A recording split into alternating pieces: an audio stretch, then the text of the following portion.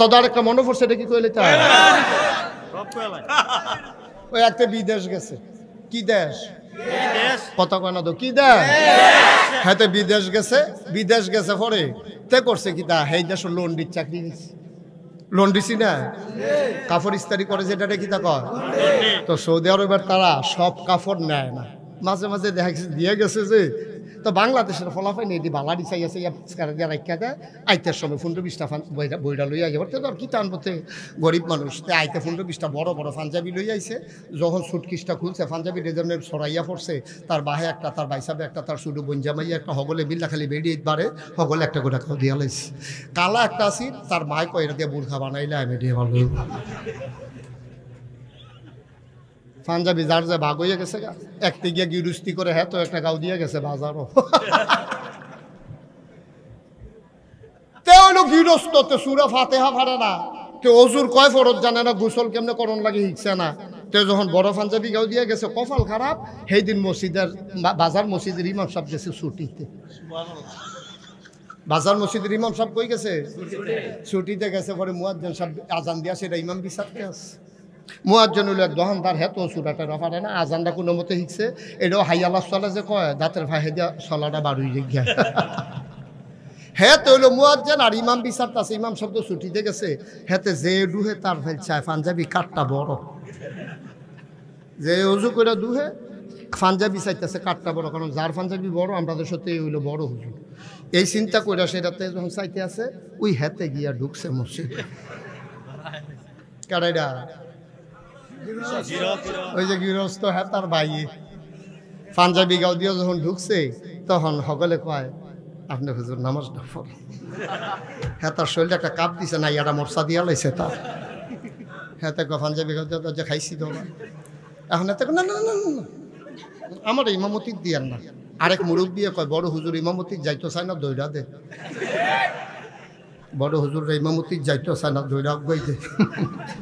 দুইজনে দৈরা নিয়ে ইমামতিত খেলা করাই দিছে। তে সুরা ফাড়ে 2টা। আলহামদু সুরার পরে সুরা ফাড়ে কয়টা? 2টা। একটা সুরা নাচ, সুরা ফালাক। এখন তে ফইলা কাতার ফইলা রাখা তো ফইরা লাইছে সুরা নাচ। সুরা নাচ ফইলা সেটা সেজদা দিয়া চিন্তা করতেছি, কিতা করো উঠটা কিতা পড়ো। তে টেনশনে শরীরটা গাম দিয়া লাইছে সেজদাতে আর উঠা। আর একটা নতুন নামাজ ইতা কয় কি তারে সুহিমহিদা রক্ত আইয়া পড়তাছে, ইমামের সেজদা ছাড়ে নাকি? সুহিদিয়া চাইয়া দেহে ইমাম নাই। হেতে ছিলেন যে কই বইয়া রইছ কোন আশায়, উঠটালাও ইমাম ভাগ্যা গেছে গা। মসজিদের সামনে দিয়া মেহরাবের হেগুল দা ভাঙ্গা ছিল, হেতে হেগুল দা বুচুরিয়া পড়ে গেছে। তো চিন্তা করছো উঠটা কি তা ফরা বেড়তে ভাগ্যা যে গিয়ে দিয়ে পারে। এখন তো সকলে উঠটা সেটা ইমাম বিচারতাছে, গিয়া দে হেতে মূলা কিনে গিয়া যে গেছে, হুজুর আপনি একটা কাম করলেন, আপনি আমরা সেজদাত রেখা ভাগ্যাইয়া পড়ছেন, আমরা তুল্লা দিয়ে আইতেন, আপনি সেজদাত রেখা ভাগ্যা দিয়ে আইছেন। আমি তোমরা আমার পাঞ্জাবি দিকে নিশ্চয় গেতে রেখে, আমার পাঞ্জাবি ভাইয়ের পাঞ্জাবি।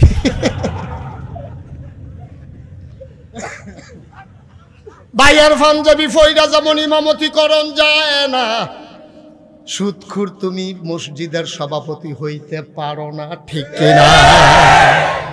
কোনো সুদখুর সভাপতি থাকলে আমার লগে রাগ করেন না, আমি কোনো জানি না ভাই। এমনি বিলে আমার ওয়াজ সকলে লইয়া শুনে বিলে, আমি কইলেই বিলে কেউ রুফরে না কেউ রুফরে ফইরা আছে। আমি তো নিরপেক্ষভাবে কইছি বাস বরাবর, আমি কোনো কেউ বরাবরও বইছি না, বাস বরাবর বইছি। লাগলে বাস হয় না লাগানোর কথা, হ্যাঁ ভাড়া রুফরে গিয়ে ওয়াজ পড়ে গিয়ে তো, ঠিক কিনা কও?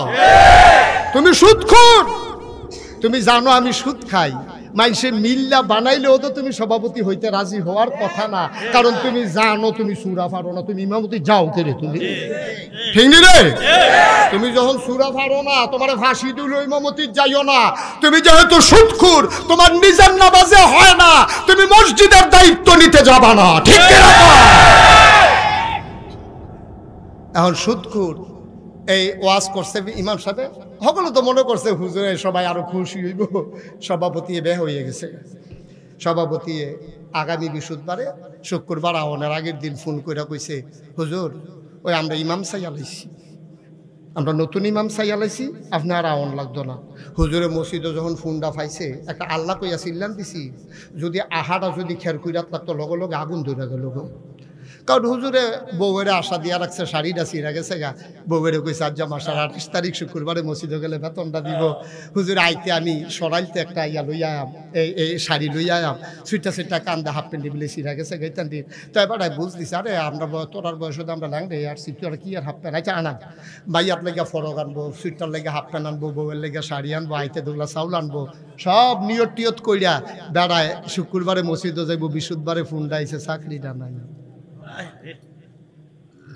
আল্লাহর নবী কয় লা হিসাবা বাইনাহু ওয়া বাইনাল্লাহ, যার উপরে জুলুম করা হয়েছে তারে কয় মাজলুম। মাজলুমের মাঝে আল্লাহর মাঝে কোনো পর্দা নাই, ডাকটা দিতে দেরি কবুল হইতে দেরি হয় না। এই জন্য অসহায়ের উপরে জুলুম করবেন না। আমরা দেশের তারা আর্মির লগে বাড়াগিরি দেখায় না, পুলিশের লগে বাড়াগিরি দেখায় না, আমরা তারা মেম্বার চেয়ারম্যানের লগে বেড়াগিরি দেখাইতে পারে না, বেড়াগিরি গিয়া দেখায় রিক্সাওয়ালার লগে।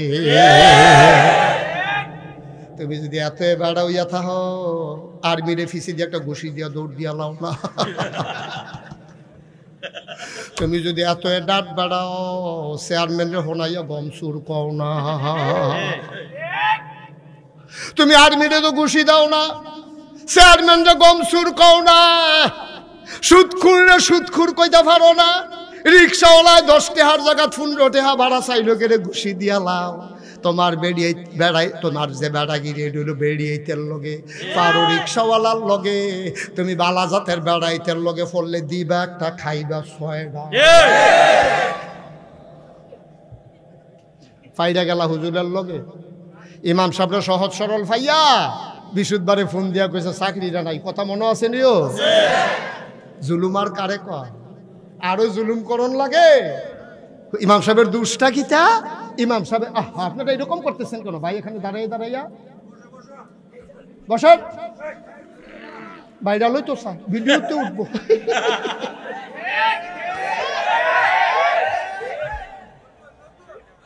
বসো, লাড়া দিও না। ওই হে হুজুর আইসেনি রে, হ্যাঁ হাসাই আইসেনি নাকি? খাওয়া কতক্ষণ লাগাইয়া খাওয়া দেরি হইব, ক সাংঘাতিক দেরি হইব। হুজুরটা ঘুরতালাই কেমন আছে, ফজরের আজানও দিতে পারে। আমরা সভাপতির নাইয়া বেড়াইয়া জিপা দিয়ে লাগছে হুতাম কুমালা, হতাহতি বন্ধ। বাইক ফোন করে জানাইতে নাইতে দেরি হইব, দরজা দিয়া হুতালাই তো কর। আমিন কয় না রে, তুমি বেড়াগিরি দেখাও রিক্সাওয়ালার লগে, তুমি বেড়াগিরি দেখাও ইমাম সাহেবের লগে। ইমাম সাহেব নরম ভাইয়া, ভদ্র ভাইয়া, তুমি শুক্রবারের আগে বৃহস্পতিবারে ফোন দিয়া দিছো চাকরি নাই। আমার ইমামের চোখের পানি গাল বেয়ে পড়েছে, আর জুলুমের কি বাকি আছে? আমার মসজিদের খতিব, আমার মসজিদের ইমাম, আমার আলেম ওলামারা যখন মঞ্চের ভিতরে দ্বীনের আলোচনা করেছে, তোমরা ওই ইমামকে বেইজ্জতি করে মাইকটা টেনে নিয়েছো। আমি বলেছি দিন যা গেছে একেবারেই গেছে, এবার বাধা আসবে তো লড়াই হবে।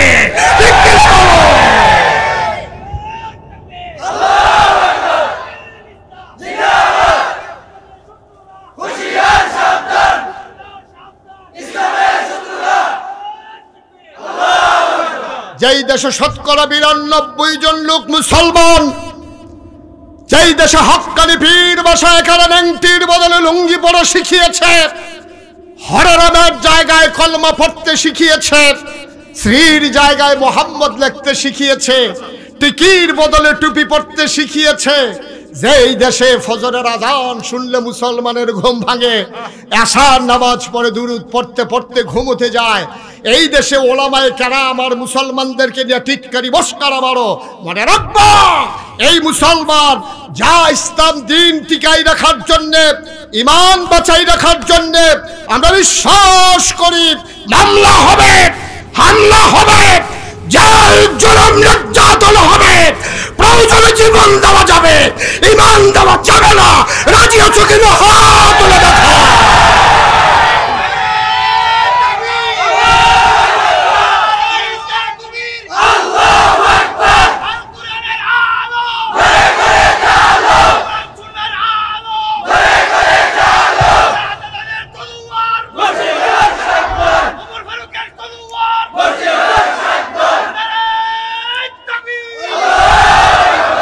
সবাই পড়ি আমিন, জোরে পড়ি আমিন।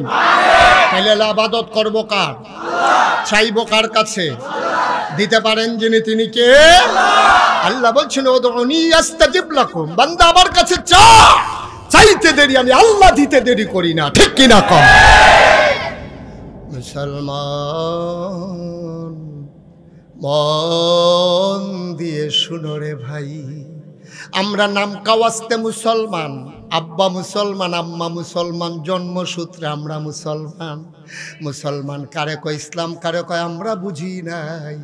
মুসলমান কারে কয় জিজ্ঞেস করো ফিলিস্তিনের মুসলমান রে। আমরা বুঝি নাই ইসলাম কারে কয়, মুসলমান কারে কয় বুঝি নাই। ওই কাশ্মীরের মুসলমানকে জিজ্ঞেস করে মুসলমান কারে কয়। ওয়াকফ বিল বাতিল করে আমার মসজিদগুলো আর মক্তবগুলোতে আগুন লাগিয়ে দেয়া হচ্ছে, ঠিক কিনা? পার্শ্ববর্তী ভারতে তোমরা মুসলমানের উপরে কি নির্যাতন করেছো তোমরা তো জানো। একদিন এর হিসাব হবে ইনশাআল্লাহ, কড়ায় গন্ডায়, ঠিক কিনা কহ? কি অপরাধ তাদের? তাদের অন্যায়টা কি কাশ্মীরের মুসলমানের? কি অপরাধ ফিলিস্তিনের মুসলমানের? কি অপরাধ আরাকানের মুসলমানের? আমার উখিয়াতে 10 লক্ষাধিক আরাকানের মুসলমান আজকে মানবেতর জীবনযাপন করছে। নিজের জমিন থেকে ফিলিস্তিনের মানুষগুলোকে আজকে উৎখাত করে দেয়া হচ্ছে, রক্তে রঞ্জিত হচ্ছে ফিলিস্তিনের দুধু মরুভূমি। আমার মা, আমার বোন দর্শিতা হচ্ছে সেই কাফের বেদিনদের মাধ্যমে, ঠিক কিনা কও? আমার ছোট্ট শিশুটা জন্মের আগে জানে না তার কি অপরাধ। ছোট্ট শিশুটা যখন তার খেলার বয়স, আর ওই বোমার আঘাতে তার দেহটা ছিন্ন ভিন্ন হয়ে গেছে, ঠিক কিনা বলো?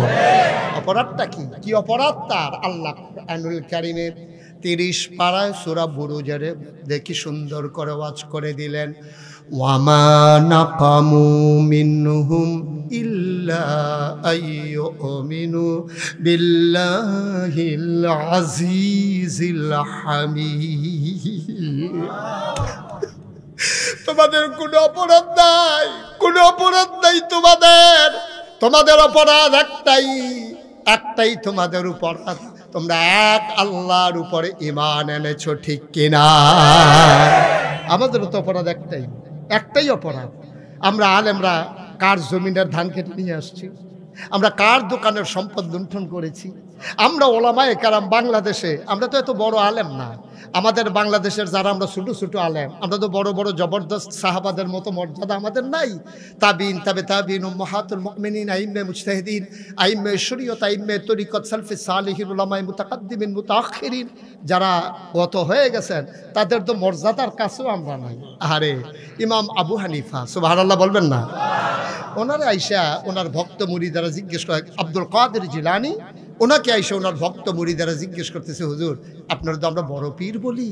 কয় হ্যাঁ, তোমরা তো আমাকে বড় পীর হিসাবে ডাকো, আমি আব্দুল কাদের জিলানী, আল্লাহর একটা নাখান্দা গোলাম, তোমরা বড় পীর বলো। আচ্ছা হুজুর, আপনার কাছে আমাদের জানতে মন চায়, একজন ফেরেশতার সাথে আপনার মর্যাদার পার্থক্যটা কেমন? আপনি আব্দুল কাদেরের মর্যাদা বেশি নাকি একজন এই সাহাবার মর্যাদা বেশি? এই কথা যখন জিজ্ঞেস করছে, উনি চোখের পানি ছেড়ে দিচ্ছে। উনি ডাক দেয়া কয়, কিসের সাথে কিসের তুলনা? তোমরা কার সাথে আমার তুলনা দিলা? কই সাহাবা, কই আমি, কিসের সাথে কিসের তুলনা? সাহাবারা যখন যুদ্ধের, খেয়াল করেন চিকন কথা, সাহাবারা যখন যুদ্ধের ময়দানে যেতেন ঘোড়ায় চড়ে, ঘোড়ার খোড়ায় করে যখন বালি উঠত, টকবক টকবক করে ঘোড়া যখন ছেড়ে দিতেন, পায়ের ভিতরে লেগে বালু যখন উঠতে থাকতো, ওই বালু কণার যত দাম, আমি আব্দুল কাদেরের ওই বালু কণার দাম আল্লাহ দেন না।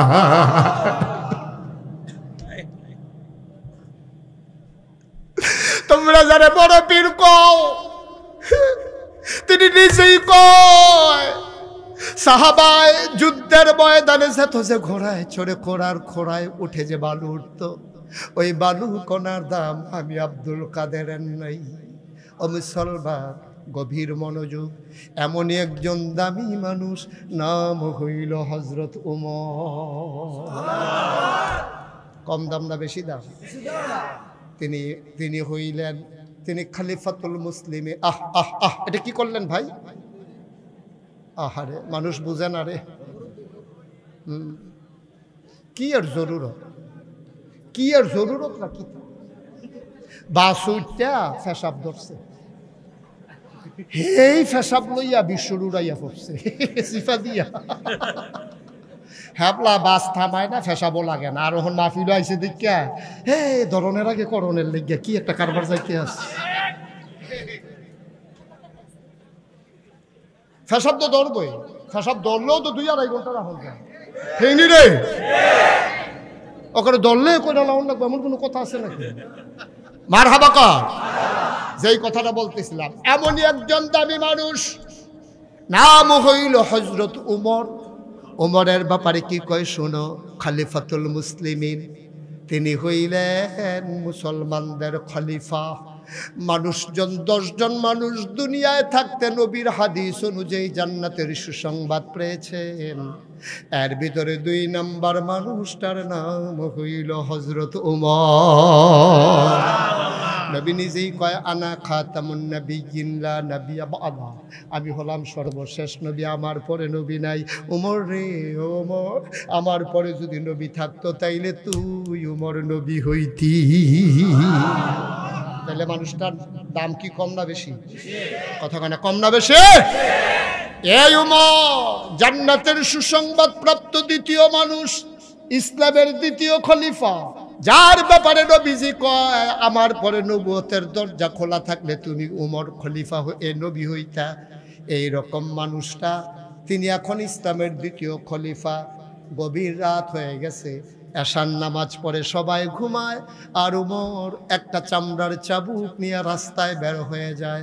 হাঁটতে হাঁটতে অজপাড়াকে নিবৃত পল্লীতে, বর্ডার বেল্টে, সীমান্ত এলাকায় ঘুরে ঘুরে তাকায় কে খায় কে খায় না, কে ঘুমায় কে ঘুমায় না। সুবহানাল্লাহ কর।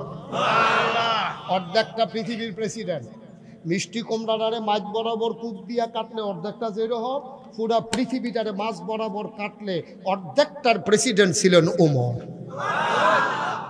অর্ধেকটা প্রেসিডেন্ট, পৃথিবীর প্রেসিডেন্ট উমর। 33 লক্ষ বর্গ মাইলের প্রেসিডেন্ট ছিলেন উমর। আর আমরা তারা 56,000 বর্গ মাইলের একটা বাংলাদেশ, টেকনাফ থেকে তেঁতুলিয়া, রূপসা থেকে পাথুরিয়া। আহা হা হা, খালি কোনো মতে ক্ষমতাটা পাইলে আর স্বার্থ মনে করে না। ঠিক নি রে? আল্লাহর খেলা তো কঠিন খেলা, তুমি না বুঝো না। ক্ষমতা হইলো কচু পাতার পানির মতো, টলমলো টলমলো টলমলো। বাতাসটা আইতে দেরি, কাটুইয়া পড়তে দেরি নাই, না হইলে রান্দা বাতরি খাইয়া যাওয়ার নাই। আপনি কি মনে করতেছেন? এটাকে আপনি জুমুর হোটেল মনে করছেন?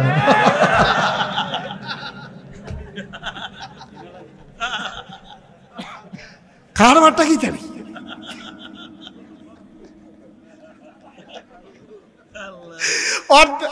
অর্ধেকটা পৃথিবীর প্রেসিডেন্ট উমর। সবাই ডাক ডেকে ঘুমায়, কেউ জাগনা নাই। তিনি চামড়ার চাবুক নিয়ে বের হয়ে গেলেন, ঘুরতে ঘুরতে চলে গেলেন অজপাড়া গায়ে, নিবৃত পল্লীতে, বর্ডার বেল্টে, সীমান্ত এলাকায়। তিনি হাঁটতেছেন, মনের সুখে মৃদু মন্দ বাতাস, পাখিগুলো আপন নিরে ঘুমিয়ে পড়েছে, গরুগুলো গোয়াল ঘরে, কুকুরেরা নিরাপদ আশ্রয়ে, ছোট্ট শিশুরা মায়ের বুকে মুখ রেখে ঘুমায়। প্রিয়তম স্বামী, প্রিয়তমা স্ত্রীকে নিয়ে ঘুমিয়ে পড়েছে, কেউ জাগনা নাই। উমর ঘুমায় না, আর উমর এখনো ঘুমায় নাই, আমার আল্লাহ ঘুমায় না। লা তাখুযুহু সিনাতুন ওয়ালা নাওম, ঘুম তো দূরের কথা, আমার আল্লাহকে তন্দ্রাও ছুঁইতে পারে না। ওমর আকাশের দিকে তাকায় হাঁটে, চতুর্দশী পূর্ণিমার চাঁদ আকাশে হাসে, ফকফকা জ্যোৎস্না, মৃদু মন্দ বাতাস। ওমর আল্লাহর লগে কথা কয়, মাওলা আমি ঘুমানোর সময় পাই নাই, আর আপনি তো ঘুমানি না। আল্লাহর লগে কথা কয়, হঠাৎ করে কান পেতে শুনলেন দূরে কোথায় যেন 2টা বাচ্চা মা মা মা করে কান্দে। কান্নার আওয়াজ শুনে দিলেন দৌড়ে দৌড়ে দৌড়ে দৌড়ে পৌর মানুষটা, একেবারে বৃদ্ধ না আবার যুবক না, বয়সের ভারে এখনো নুজু হন নাই, সুঠাম দেহের অধিকারী, দীর্ঘ দেহ। ওমর দিলেন দৌড়, আধা পাকা আধা কাঁচা চুল আর দাড়ি, দৌড়ে দৌড়ে দৌড়ে দৌড়ে কান্নাটা কোথায় আসে চলে গেলেন। গিয়ে দেখেন সেরা একটা তাঁবু, মদিনার বর্ডার বেল্টে, একেবারে সীমান্ত এলাকায়, নো ম্যান্স ল্যান্ডে, যেখানে বাংলাদেশও না ইন্ডিয়াও না, এমন জায়গাটার ভিতরে একটা তাঁবু ঘেরে আছে। তাঁবুর ভিতরে মিটি মিটি আলো জ্বলতে আছে, আর ওই তাঁবুর ভেতরে ছোট্ট দুইটা বাচ্চা উপর হয়ে শুয়ে আছে পেটের ভিতরে পাথর দিয়া। আর ওই বাচ্চার দুইটার মা চুলার ভিতরে আগুন জ্বেলে, ওমর সিরা তাঁবু দিয়া তাকায়া দেখে চুলার ভিতরে আগুন জ্বেলে, পাতিলার ভিতরে পানি আর পাথর নিয়া একটা কাঠি দিয়া লাড়ে। বাচ্চারা কয়, মা খাবার দাও, 3 দিন হয় খাই না গো মা।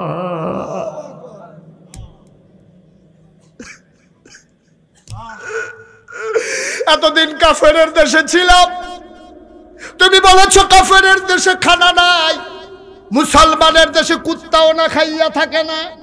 সকালে ঢুকলাম মদিনায়, দুপুর গেল কেউ খবর নিল না। সন্ধ্যা ঘড়িয়ে এলো, সূর্য পশ্চিম আকাশে লুকিয়ে গেল, কেউ খবর নিল না। মাঝরাত পার হয়ে যায়, এখনো তো কেউ আসে না। কই তোমার মুসলমান, কই তোমার ইসলাম, কই তোমার মদিনা, কই তোমার খাবার গো আম্মা। এবার ওমর কান পেতে শুনতেছে বাচ্চাগুলা কি করে, আর মহিলারা পানির ভিতরে পাথর দুইটা দিয়া নাড়তেছে আর বলতেছে, বাবারা তোমরা ঘুমাই যাও, খাবার রেডি করতেছি, রেডি হয়ে গেলেই তোমাদেরকে ডেকে নেব।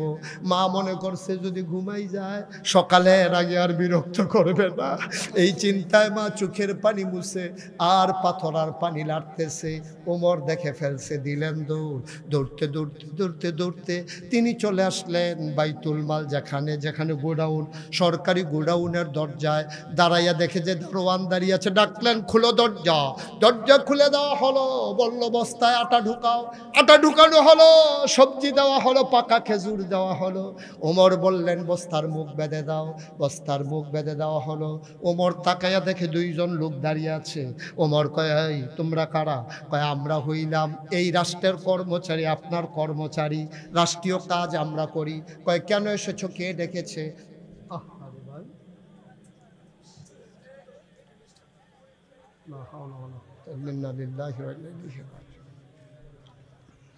তোমরা কেন এসেছো, কে ডেকেছে তোমাদেরকে?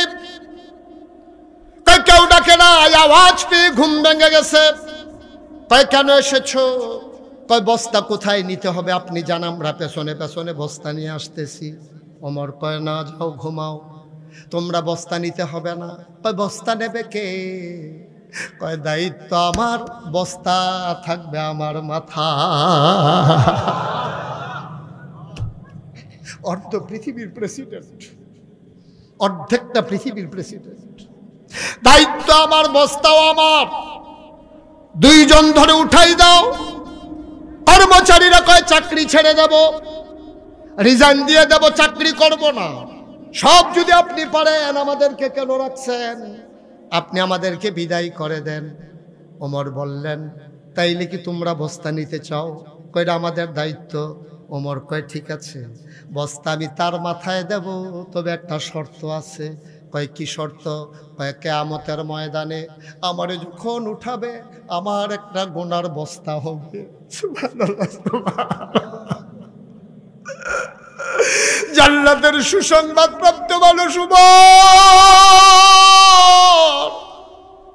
উমরের চিন্তা কই আর আমাদের চিন্তা কই? উমর কয়, কিয়ামতের ময়দানে আমার যখন একটা গোনার বস্তা হবে, সেই দিন আমার গোনার বস্তাটা যে নেবা, আজকে তার মাথায় আমি আটার বস্তা দেব। এখন আর কেউ আগায় না। ওমর কয়, জানতাম কেউ আগাবে না। গোনার বস্তা নিতে চাও না, আটার বস্তা কেন নিতে চাও? ধরাধরি করে আমার মাথায় উঠাই দাও। 2 জন ধরে উমরের মাথায় আটার বস্তা উঠাই দিল। ফেরেশতারা মাতম শুরু করে দিল, মাওলা, এটা তুমি কি মানুষ বানাইছো? এটা তুমি কি মানুষ বানাইছো?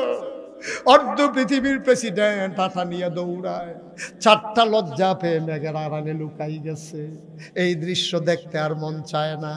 ওমর দৌড়ায়, দৌড়াতে দৌড়াতে দৌড়াতে দৌড়াতে তাঁবুর দরজায় গিয়ে দাঁড়ালেন। আসসালামু আলাইকুম। ভেতর থেকে মহিলা কয় ওয়ালাইকুম আসসালাম। আম্মা, ও আম্মা, আম্মা, আম্মা গো, দরজাটা খুলো গো আম্মা। মহিলা মনে করেছে কোনো পথহারা পথিক সাহায্যের জন্য বোধহয় এসেছে। মহিলা ডাক দেয়া কয় বাবা, আমার আম্মাটাই কোনা, আমি মা হওয়ার উপযুক্ত না। আমার জন্ম দেওয়া 2 বাচ্চা 3 দিন ধরে খাবার দিতে পারি না। আমি কিসের মা? আমি কিসের মা? যাইবা তার বাচ্চার মুখে খাবার দিতে পারে না 3 দিন, তারে তুমি কেন মা না করাস? তার পথহারা পথিক, তুমি আমার মা নাই কনা। আমি মা হওয়ার উপযুক্ত না। আমি কারো মা না, আমি কারো মা না। আমারে তোমরা মা নাই কনা। কে আছো চলে যাও, রাস্তায় সে দাঁড়িয়ে আছো, অন্য দরজায় যাও। আমার ঘরে দাবার মতো কিচ্ছু নাই। উমরের গাল বেয়ে বেয়ে পানি পড়ে। ডাক দেখো আম্মা, ও আম্মা, দরজা খুলে দেখো কে দাঁড়িয়ে আছে। মহিলা দরজা খুলে দিলেন। মহিলা তো আর উমর চেনে না। মহিলা কয় বাবা তুমি কে? কয় এই এলাকায় আমার বাড়ি। আমি শুনেছি তোমার 2টা বাচ্চা 3 দিন ধরে খায় না। সামান্য কিছু আটা ছিল, সবজি ছিল, পাকা খেজুর ছিল, নিয়ে এসেছি মা, দরজা খুলে দাও। দরজা খুলে দেওয়া হলো। ওমর ভেতরে ঢুকলেন, বললো মা দয়া করে যদি একটু ধরে নামাও। বস্তাটা নামানো হলো। ওমর কয় মা ভেতরে আটা আছে, তাড়াতাড়ি গুলে একটু রুটি বানাই নাও। মহিলা আটা গুলতেছে, আর ওমর ডাক দেয়া কয় মা, চুলার আগুনটা দেখি নিভে গেছে, মা তুমি রুটি বানাও, আমি ফু দিয়ে আগুন ধরাই দে।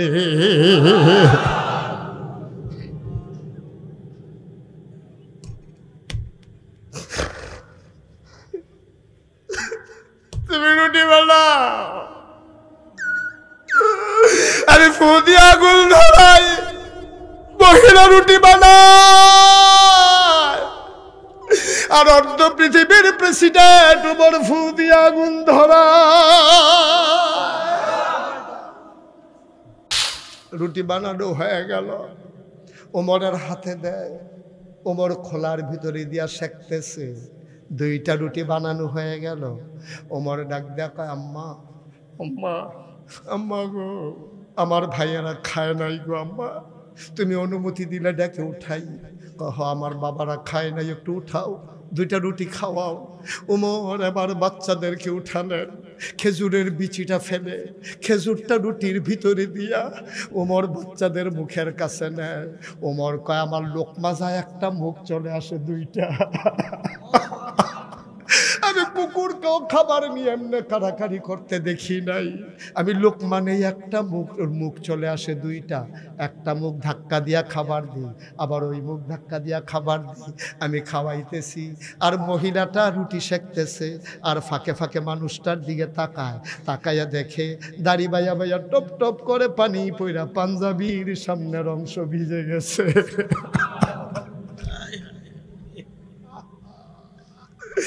মহিলা ডাক দেখো বাবা, ও বাবা তুমি কে আমি জানি না, আমি মদিনায় নতুন, তোমারে আমি চিনিও না। আমি শুনেছি উমর নাকি এখানকার খলিফা। তোমার মতো মানুষ থাকতে উমর আবার খলিফা হয় কেমনে? সুবহানাল্লাহ। তোমার মতো মানুষ থাকতে উমর খলিফা হয় কেমনে? মদিনার মানুষগুলা কি তোমারে চিনে না? আমি কালকে সকালবেলা বলবো উমরকে বাদ দিয়া যেন তোমারে খলিফা বানাই দেয়। উমর কয় আম্মা এখন কথা থাক, এই কথা দরকার না, আপনি একটা রুটি খান। মহিলা কয় বাবা আমার মুখ দিয়ে রুটি নামবে না। সকালবেলা বাচ্চারা আবার খাবারের জন্য কানবে। আমি বয়স্কা মহিলা, আমারে তো খাবারের দরকার নাই, তুমি রেখে দাও রুটি 2টা, বাচ্চারা সকালে খাবে। উমর ডাক দেয়া কয় মা, ও আম্মা, আম্মা গো তুমি আর চিন্তা করো না, আমি যখন এসে পড়ছি সকালের খাবারের চিন্তা তোমার দরকার নাই। উমরের সাথে আমার বড় খাতির গো আম্মা। উমরের সাথে আমার বড় খাতির, আমি যা বলি উমর তাই করে। আবার কথার বাইরে উমর একটা কাজও করে না। আগামীকালকে সকালবেলা মসজিদে নববীতে আসবা ফজরের পরে, সেখানে আসলে উমর থাকবে, আমিও থাকব, আমরা সবাই মিলে তোমার জন্য মাসিক রেশনের ব্যবস্থা করে দেব। মহিলা ঘুমিয়ে পড়লেন, উমর চলে গেলেন। সারা রাত আর ঘুমাতে পারে নাই। কি দেখলাম, কি দেখলাম, কিয়ামতের ময়দানে কেমনে জবাব দেব রে। উমরের চোখে ঘুম আসে না। ফজরের পরে উমর বসে গেলেন মসজিদে নববীতে খলিফার আসনে। মহিলা দুইটা বাচ্চা নিয়া মসজিদে নববীর দরজায় দাঁড়াইয়া একজন মানুষকে জিজ্ঞেস করে, ভাই এই জায়গায় উমর কোনটা? ওই যে লম্বা মানুষটা মাঝে বসে আছে এইটাই উমর। মহিলা তাকাই দেখা আঙ্গুল দিয়া যারে দেখাইছে এই মানুষটা আর কেউ না, রাতের বেলা চুলার ভিতরে ফু দিয়া যে আগুন ধরাইছে।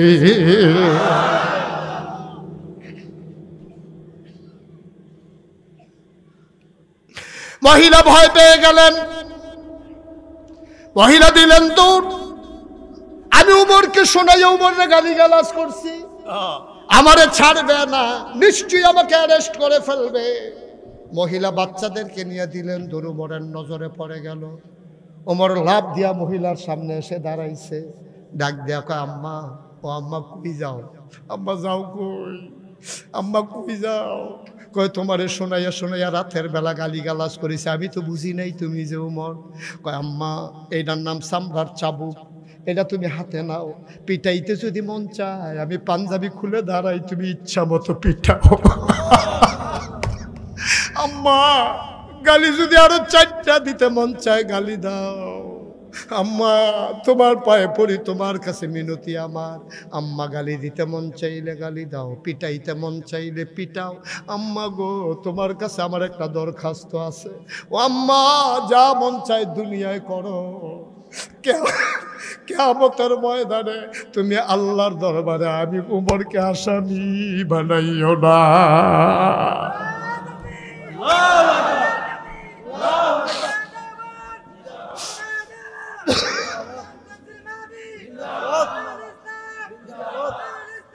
আম্মা, ও আম্মা,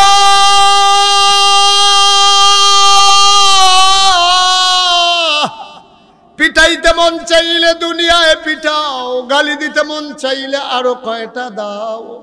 কিয়ামতের ময়দানে দয়া করে আসামি বানাইও না। আমি এই ভয় আম্মা খলিফা হইতে চাই নাই গো আম্মা। লোকজন জোর করে আমারে খলিফা বানাইছে, আমি না করছিলাম গো আম্মা, আমার খলিফা লাগবে না। আমি বারবার না করেছি। মদিনার মানুষগুলা শুনে না গো আম্মা, আমারে খলিফা বানাই দিছে জোর করে, আমি তো খলিফা হইতে চাই নাই। দয়া করে তুমি কিয়ামতের ময়দানে আমারে আসামি বানাইও না গো আম্মা। এবার মহিলা ডাক দেখ, মহিলাও কান্দে, উমরও কান্দে। ভাই, উমর যেমন একজন মানুষ, আমরাও তো মানুষ। আমাদের পাশের ঘরের কত মানুষ না খেয়ে ঘুমায়। আল্লাহর নবী কয়, তুমি যদি একটা রিক্সাওয়ালা গরিব মানুষও হও, কোনো কারণে যদি একটা মুরগি জবে করে থাকো, একটা ফার্মের মুরগা আনছ, তোমার ঘরে 8-10 জন মানুষ, একটা মুরগা তোমার ঘরে হয় না। নবীজি কই, ঝুল একটু বাড়াই দাও, টুকরা 2টা আলুর বাড়াই দাও। গোশত যদি দিতেও না পারো, পাশের ঘরে 2 টুকরা আলু আর একটু ঝুল পাঠাই দাও। আমরা উমরের মতো পারি না, কিন্তু আমার মতো তো আমি পারি, আপনার মতো তো আপনি পারেন, হুজুরের মতো হুজুর পারে। আমি কি 10 টাকা খরচ করার ক্ষমতা নাই? আপনি কি যখন মুরগাটা জব করেন আপনি পারেন না 2 টুকরা আলু আর একটু ঝুল বাড়াই দিতে? পাশের ঘরের মানুষটা, বাচ্চারা কান্দে, গোশতের সুবাস চলে গেছে পাশের ঘরে, বাচ্চারা কান্দে, আম্মা গোশত খাবো, গোশত খাবো। মা ভিক্ষা করে খায়, গোশত দেবে কোত্থেকে? মা সান্ত্বনা দিছে, সান্ত্বনা মানে না মারছে, কিন্তু তুমি একটু 2 টুকরা আলু আর একটু ঝুল পাঠাই দাও, তাহলে তো তোমার হক আদায় হয়ে যায়। সুবহানাল্লাহ বলবেন না? আমার এই যুবকেরা, কাটানি সারের যুব সংঘ যারা, আমি তাদেরকে বিনয়ের সাথে অনুরোধ করব, তালিকা করো এই কাটানি সার গ্রামে কতগুলো মানুষ অসহায় আছে। কার মেয়ের বিয়ে হয় না তালিকা করো। কোন বাচ্চারা মাদ্রাসায় পড়তে পারে না, কাগজের অভাবে, বইয়ে কিতাবের অভাবে, তালিকা করো। পাঞ্জাবি বানাই দাও, কোরআন কিনে দাও, বক্তব্যে পাঠাই দাও। আমার যে অসহায় মা বাবা, এই স্বামী মারা গেছে, মেয়েগুলা নিয়ে আটকে গেছে, বিয়ের ব্যবস্থা করে দাও। তাহলেই আমার যুবকেরা সত্যিকার হক আদায় করতে পারবে। ঠিক কিনা? কঠিন না, কঠিন কিচ্ছু না। যুবকের আজকে তালিকা করো, সন্ধ্যার পরে, আজকে আগামীকালকে সকালবেলা তোমরা যখন মাহফিলের পর্যালোচনা বৈঠক করবে, তোমরা একটা তালিকা করো এই গ্রামে কতটা মানুষ আছে ভিক্ষা করে। আমরা কাটানিশার গ্রামের কোনো মানুষকে ভিক্ষা করতে দেবো না, এটা ওন ডিসিশন, এটা আমাদের সিদ্ধান্ত। কাটানিশারের কোনো মানুষকে ভিক্ষা করতে দেব না। যেই মহিলাটা ভিক্ষা করে তাকে একটা ছাগল কিনে দাও, 2টা মুরগি কিনে দাও, অথবা একটা গাভী কিনে দাও। এই মহিলাটা ভিক্ষা করবে না, দুধ বিক্রি করে করে একদিন দেখবে এই মহিলাটাই আবার তোমাদেরকে সাদা দেওয়ার জন্য টাকা হয়ে যাবে। ঠিক কিনা? যুবকেরা, রাস্তা সরকার এখান দিয়ে হাঁটবে না। আমার কাটানিশারের যুবকেরা মিটিং করো, তালিকা করো। একদিন শুক্রবারে সকাল 9টায় সবাই মিলে কাটানিশার বাজারে কোদাল আর খাড়ি নিয়ে একসাথে হয়ে যাও, যে আমাদের গ্রামের ভিতরে যে ভাঙ্গা রাস্তাটা আছে আমরা এই পাশগুলো বেঁধে দেব। যারা নদীর এই বাড়ির পানি রাস্তার উপরে ছেড়ে দেয় তাদেরকে ডাকাইয়া বলে দাও বাড়ির এই রাস্তার নিচে দিয়ে যেন পাইপ দিয়ে দেয়। বাড়ির পানি নিয়ে রাস্তা ভাঙ্গার অধিকার কারো নাই। ঠিক কিনা? আমার দেশে যখন জমিনের কাজ দিয়ে রাস্তা যায় তখন 3 ফার বাঙ্গা এটাতে পুকুর বানাইয়া চাষ করে। তুমি যদি পুকুর বানাইতেই হয়, রাস্তা তোমার পুকুরের পান না, রাস্তা সরকারি রাস্তা, তুমি আলাদা 2 হাত জায়গা রাস্তার সাথে বেঁধে নাও, গাছ লাগাও। তুমি রাস্তা ভাঙ্গা তোমার মাছের চাষ করার কোনো অধিকার নাই।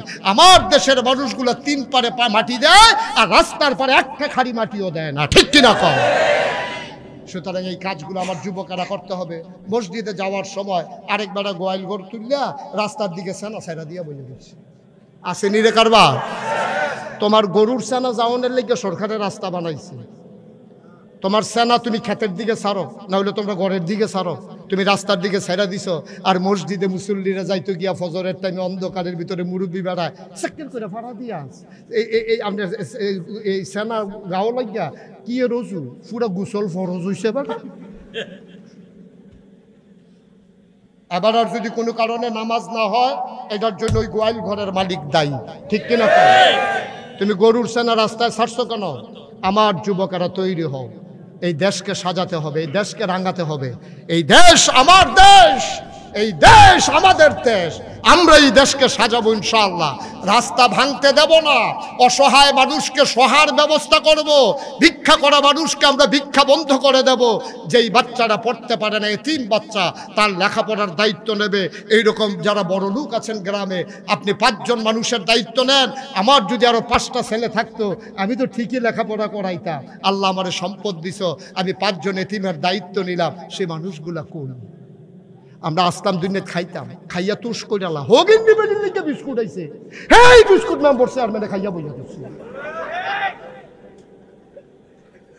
দুম্বার গুস্ত আইছে এতিমের লাগিয়া, হেই দুম্বার গুস্ত চেয়ারম্যান মেম্বার এমপি মন্ত্রী ভাগ করে নিয়া চর্বিওয়ালা গুস্ত খাইতে আছে। না দান কহানার এতিমের গুস্ত তুই খাচ্ছি, কি তোর গুস্ত খাইতে খাইতে খাইতে পারছা? তোর শরীর মোটা বানাই নিছ, থল তুললে গুস্তটি খাইতে খাইতে তোরটি তুই খা, তুই এতিমের গুস্ত খাস কেন? ঠিক কিনা কও? দাঁড়া, নির্বাচনের আগে বাতাস এলে গাছ দৈরে খেরুই থাকে। যেই মাত্র নির্বাচন আইয়ে দেখা যায় টাকা বানাইতে বানাইতে বানাইতে বানাইতে তাইলে 1 জন কাটলে এখন 10 জন বানান যাইব। ঠিক কিনা কও? কয় টাকা বেতন পায় একজন মন্ত্রী? কয় টাকা বেতন পায় একজন এমপি? কয় টাকা বেতন পায়? মালয়েশিয়ায় বাড়ি হয় কেমনে? 1000 কোটি টাকা তুমি পাচার করো কেমনে? কানাডায় বেগম পাড়ায় তোমার সেকেন্ড হোম করো। আরামের হারামে আরাম নাই। ঠিক কিনা কও? হারামে কয় না তো হারামে আসলে কি আছে? এই যে টেহা বানাইছো অন্তে 1 গুণ, তার বউ 1 গুণ, সিটে সিটে আরেক গুণ, টেহা ফুটে রয়েছে আরেক খাবে। সরকারে বলে আবার হেই টেহা লই আইব, খাইছে দর। ঠিক কিনা কও? এর চেয়ে অনেক ভালো আমার রিক্সাওয়ালা, এর চেয়ে আমার অনেক ভালো মুয়াজ্জিন, এর চাইতে আমার অনেক ভালো ইমাম। 5000 টাকা বেতন পায়, 5-6 জন সুইটটা সাইটটা লইয়া বউ বাচ্চা লইয়া কি আরামে সংসার করতে আছে। হুতলে মনে হয় যেন সেলু মেশিনটা হুজুরে স্টার্ট দিয়া লইছে। ঘুম জইতাছে রে গড়গড়ি গড়গড়ি দিয়া। আমার রিক্সা হলো অনেক বালা। তুমি কোটি কোটি টাকা কামাইছো, ঘুমায় না তো তোমার ইঞ্জেকশন দিয়ে পারে ঘুম ফাতান যায় না। তুমি কম করছো, তুমি টেলিভিশন ধরে তুমি দপটাই লইছো, মাইয়ার এবারে লইয়া ফুটেছে গীতা লইসলা, আর তুমি যখন কলা পাতা তুচ্ছা রইছো, যেই মায়া লাগছে আমার। ঠিক রে মাথার তলে হাত দিয়া তে যেমনি ঘুমাই দিছে। এতে কিতাবিলে ফাড়াই লাইছে হুজুরে কয়, আমি নামরা সভাপতি হুজুরে কইছি কিতাবিলে তার ফাড়াই লাইছে বিল্লা লাতি দিয়ে। নামও তো কইতাম পারতাছি না, কিতা ফাড়াইছে। নাউজুবিল্লাহ কও। আমার রিক্সা হলো অনেক আরামে আছে না, সারাদিন রিক্সা চালাইয়া গানতে গানতে যখন বাইতে গিয়ে বমে দৌড় দিয়ে গিয়েছে, আর শাড়ির আঁচল দিয়ে গানটা মুচ্ছা দেয়, তারে বয়াই রেখে গরম বাতরা বাইরা দেয়, লগে দিয়ে বইয়া বইয়া বাতাস করে, কি শান্তি রে। তে মুলার দ্বারা দিয়ে হুটকি দিয়ে 6 প্লেট না 7 প্লেট খাইছে, সুইরা লাইছে তে খাইয়া, আবার বইছে ফিরা সারা নলাটা দিলে করে মাটিত গিয়া লাগে।